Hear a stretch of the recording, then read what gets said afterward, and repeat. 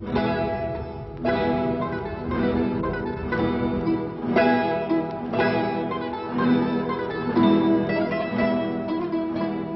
Philitos, à issue de la nuit des temps, les statues de granit regardent vers la mer. À travers les millénaires, elles témoignent ésotériquement de la pérennité de l'âme corse. L'île que les Grecs appelaient Calistée, la plus belle, se trouve aujourd'hui, comme il y a 200 ans, à un tournant de son histoire. Le 15 mai 1768 l'a attachée à la France pour le meilleur et pour le pire. Le 27 avril 1969 ouvrira peut-être pour elle une ère nouvelle.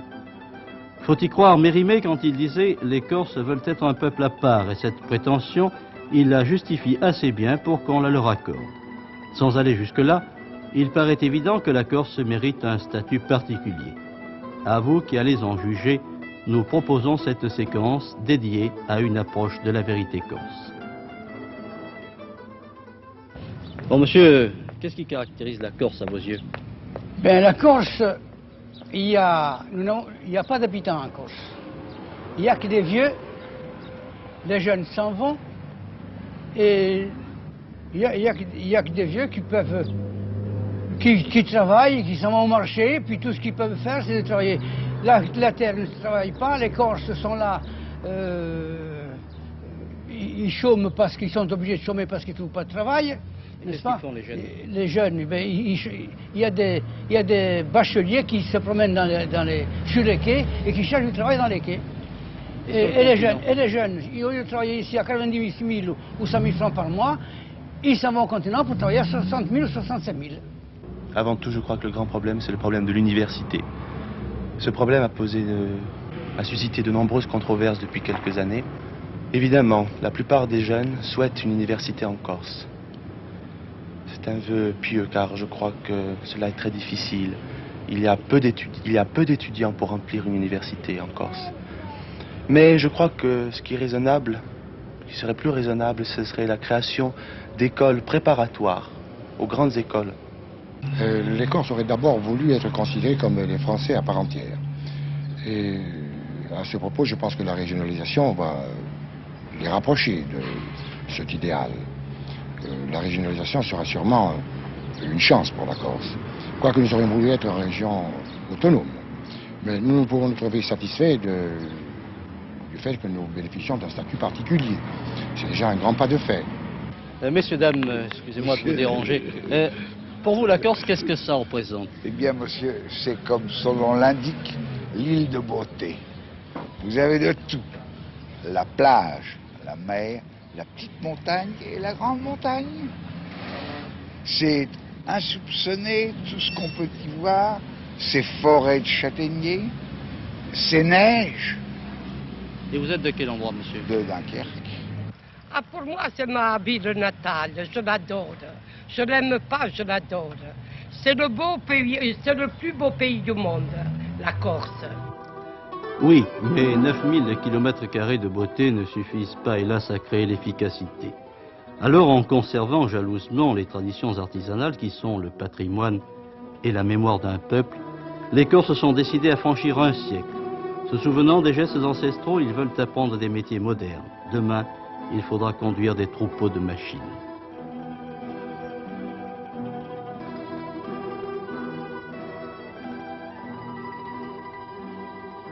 Il existe un problème crucial en Corse, c'est celui de la formation professionnelle et plus particulièrement celle des adultes. En effet, le Corse va souvent sur le continent, là il apprend un métier et puis il y reste, ce qui fait que son travail ne s'applique pas à sa région. Monsieur Filippi, vous êtes directeur de ce centre de formation professionnelle des adultes de Corté, le seul de Corse. Voulez-vous nous expliquer ce qu'est ce problème? Nous avons actuellement une dizaine de spécialités qui fonctionnent, d'autres là qui sont prévues. Et nous pensons arriver là dans les 2 ans là qui suivent à avoir là une gamme de spécialités assez importante pour pouvoir faire face là, à tous les problèmes là, de spécialisation et de formation là, qui s'imposent là, pour la Corse. Depuis 10 ans, la Somivac, société de mise en valeur de la Corse, a pris en main le destin agricole et pastoral de l'île et favorise la promotion des produits insulaires. Le berger corse parle maintenant productivité et rendement. En Corse, on a un produit local qui pourrait permettre à l'avenir de commercialiser ce produit et de pouvoir le vendre sur le continent, parce que démographiquement parlant, la Corse ne peut pas absorber la production laitière des bêtes qui sont actuellement sur l'île. On a un problème aussi qui est le pâturage, parce qu'auparavant la plaine orientale était occupée surtout par l'élevage, mais quand même la semi-vac maintenant marque un tournant dans sa mise en valeur et s'oriente vers l'élevage, et il est prévu dans le centre même à Corté une ferme expérimentale qui permettra une sélection, qui permettra des essais de culture, des essais de bêtes même, et un rat de bélier, et pour l'élevage c'est une bonne chose. Monsieur Zuccarelli, vous êtes ce qu'on peut appeler un jeune agriculteur, vous avez été d'ailleurs président des jeunes agriculteurs corses, et pour vous ça a été quand même un petit peu une aventure de vous lancer il y a quelques 8 ou 10 ans dans ce réveil de l'agriculture corse qui était morte, et bien morte il faut le dire. Alors comment cela s'est-il passé pour vous? Quelle a été la prise de conscience? Qu'est-ce qui vous a poussé à vous remettre à la terre? Eh bien, quand je suis revenu d'avoir fait mes études sur le continent, mes parents avaient une propriété d'une centaine d'hectares sur la Pianice de San Giuliano, et la Somivac leur proposait une location pour y installer la station d'agriculture. Nous avons pensé que la meilleure solution c'était d'en louer une partie, et avec l'argent de la location, on aurait mis en valeur une trentaine d'hectares, et c'est là-dessus que j'ai dit à mes parents, eh bien, je m'occuperai de ces hectares que la Somivac va nous aider à mettre en valeur. Et il était normal que quelques Corses se disent, eh bien, on va essayer de l'aider et de travailler avec elle. Le deuxième facteur qui fait qu'à l'heure actuelle, les jeunes peuvent s'installer avec au mieux une assise assez solide, c'est que le crédit agricole, qui était pratiquement balbutiant en 59-60, est maintenant une banque très solide, et que l'on fait des conditions de prêt qui ne sont pas encore tout à fait celles qu'on espérerait, mais qui ne sont quand même pas négligeables et qui permet à un jeune qui a quelques moyens de s'installer. 25 000 hectares valorisés, 12 000 hectares de vignobles nouveaux, et déjà on craint une victoire à la Pyrrhus où apparaîtrait le spectre de la surproduction. Il n'y a pas de surproduction corse.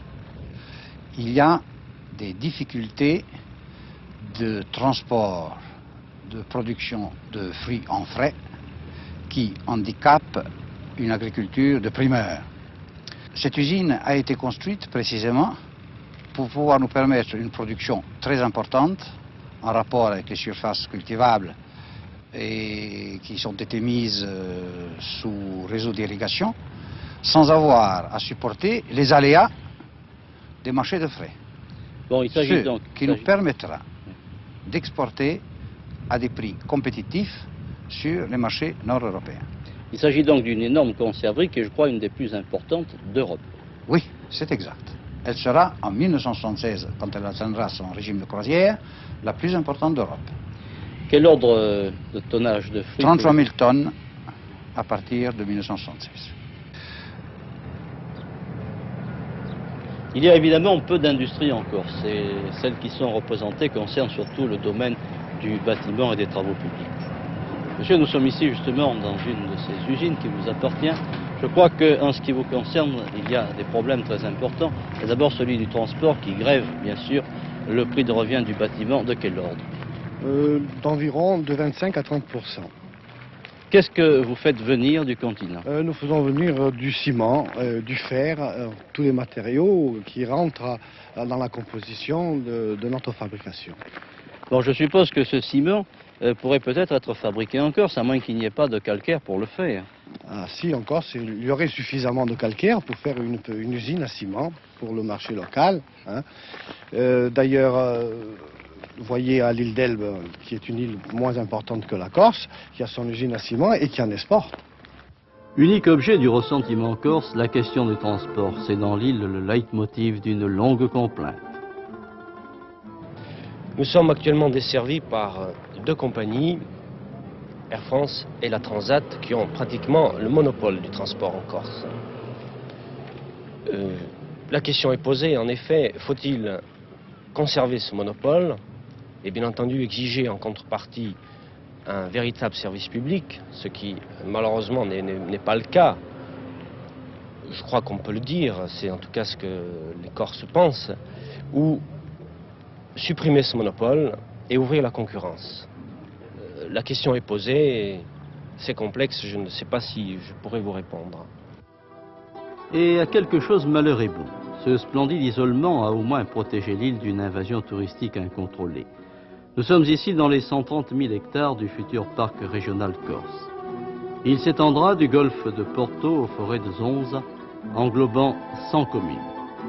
Sa vocation sera multiple: protection de la faune et de la flore, rénovation rurale, promotion touristique, culturelle et sociale. Dans 20 ans, les insulaires remercieront le professeur Molinier qui l'a créé d'avoir donné à leur région le plus beau jardin de la France. Il sera l'outil d'une industrie touristique qui saura peine de la préhistoire pour s'épanouir à l'ère internationale. C'est la question ô combien délicate de l'exploitation sensée des ressources naturelles, dont le meilleur exemple est sûrement l'étang de Diane. Eh bien voilà un paysage corse parmi les plus doux, les plus agréables que l'on puisse concevoir. Et Monsieur Mermet, à qui nous le devons presque, mais non, Monsieur Mermet, ce sont les Romains qui l'ont inventé avant vous. Oui, en effet, les Romains avaient découvert l'étang de Diane il y a plus de 1000 ans.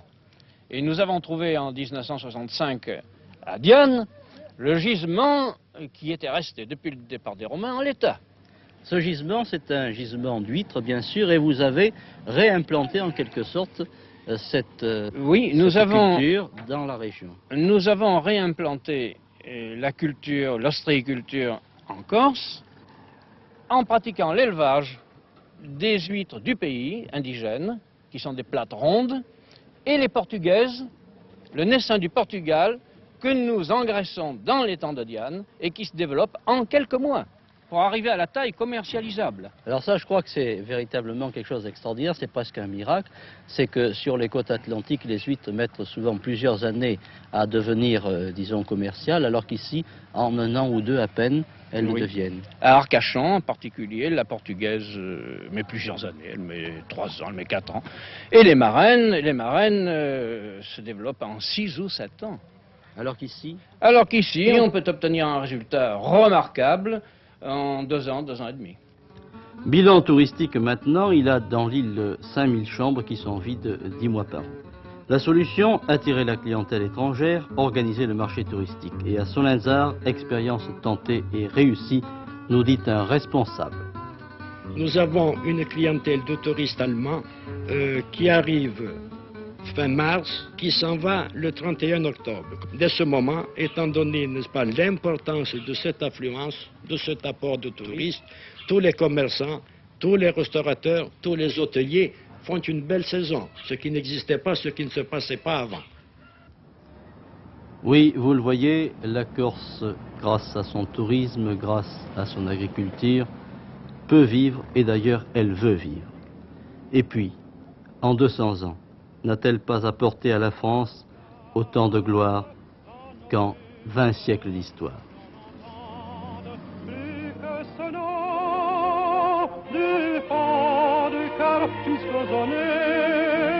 Napoléon